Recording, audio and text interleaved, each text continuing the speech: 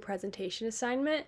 For this video, I'm going to be focusing on my mother's example of leading through change and how she led our family through a significant transformation. So the leader that I'm going to talk about is my mom. Her name is Angie, and she led our family through a major change when we took in 2 boys through the foster care system. The boys were in our family. It was kind of a we know of them, we don't know them kind of situation. But it's something that my parents felt like God was calling them to do, was to step in and give the boys a better life. There's 4 kids in our family and then my parents. So 6 of us total. We have a large family as is. So our family wasn't technically in the best place financially or as far as schedules go. So my older brother was in college, my sister was in high school, I was in middle school, and my younger sister was in elementary school. Mind you, we all did sports at the time. My mom was the one that kind of stayed home and ran us to sporting events and things like that, and my dad was the one that worked. So basically it would be a family of 8 on one income, but my mom made it work, and she became the reason that our family successfully adjusted to having these 2 boys in our lives. So the change process. Basically, our family expanded from 6 to 8 overnight.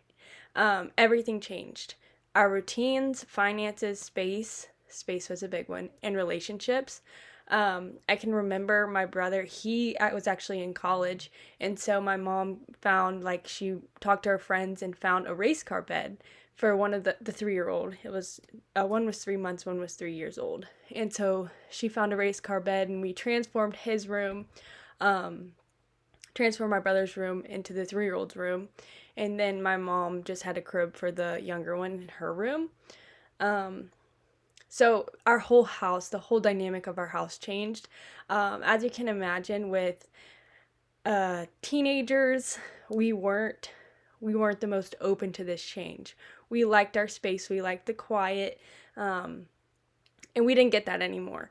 But my mom managed us and managed the family with patience and faith. She kept our family stable and united through all the challenges that we experienced. And some of the challenges include court visits and the foster care requirements. I can remember my parents actually getting their hair cut for drug tests and things like that. And then they would come in and inspect our house, and we would have to have all these safety things for the cabinets and things like that. And then also another challenge would be the emotional adjustment for the boys.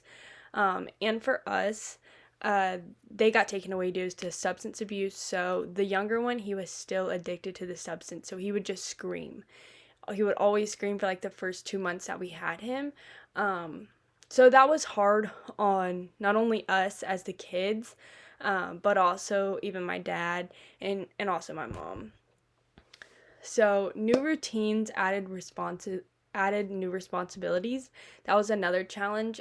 We were used to my mom kind of just being there whenever we needed her. Hey mom, I forgot this at home, can you bring it? And she would be like, yes, of course. She was always there. But with these 2 boys added in, she couldn't really do that. She had her hands full. But through this, she taught us to lean on each other, and she reminded us that it's not always about doing what's right or what's easy. It's about sticking together and coming together for people who need it. So yeah, that was kind of the change process. Basically, our house just transformed from quiet, everyone knew what they were doing, they had a schedule, to basically looking like a tornado went through it with kids' toys, noise. And the biggest thing would probably be the emotional side of it, just because we had never experienced the substance abuse from kids and things like that. So it was difficult for our family, and especially to transition from what we were used to what we now got into. So my mom's leadership approach, she was the one that was, we're going to do this, we need to do this. I remember her sitting us down, even if you guys don't like it, you're going to get used to it. It's going to be okay. She led our family, and she did that with humility and emotional strength. She was open to learning and asking for help when she needed it. She counted on us too. It wasn't just oh, she's got it. She also counted on us and relied on us. and she relied on prayer and trusted God to provide for our family. She also listened to everyone's concerns and kept communication open. If we were like, Mom, we can't listen to this baby cry anymore, she would take him outside. Like, she would listen to us, and she didn't make us, like, her actual kids feel like they were just pushed to the side. She kind of balanced it with everyone. And she also made decisions out of love and purpose, not fear. She knew that it was her purpose to take in these boys and give them a better life. So she also led by example. She showed consistency and calmness even under pressure. So some personal insights. We talked about like Jim Collins and the good to great like level 5 leadership throughout this week, and we read about it as well, and he talks a lot about the balance of humility and strong will. And I think that my mom reflects that, although Jim Collins doesn't really reflect on like women in level 5 leadership, but I do think that she led with humility, and she wanted to give these boys a better life, so she also led with strong will. She never wanted credit or attention, but she wanted to do what's right. And that's one of the takeaways that I want to take with me as a leader, whether it be in my personal or professional life, is not to do it for the credit, do it because it's what's right. Another point, her humility reflected the selflessness that Collins describes, and her determination showed fierce resolve. He talked a lot about this throughout the readings that we read this week, like not focusing on yourself at all, but focusing on others, and that's exactly what she did. She led with quiet strength and created stability for everyone around her. And that's also another important point that I'd like to take with me as a leader. I feel like under some leadership, people can kind of spiral and they can feel like uneasy, but whenever my mom's in charge, I know like it's going to be done right and you can trust her. And so that's what kind of leader that I want to be. I also learned that true leadership doesn't need a title. It happens through service and sacrifice. As I've been looking for jobs and things like that, I've been checking, the first thing that pops up is the title. But oftentimes I've learned that the description of what the job actually is doesn't really relate to the title. So I think this is an important point, that leadership doesn't need a title. You can be a leader in any circumstance or any part of your life.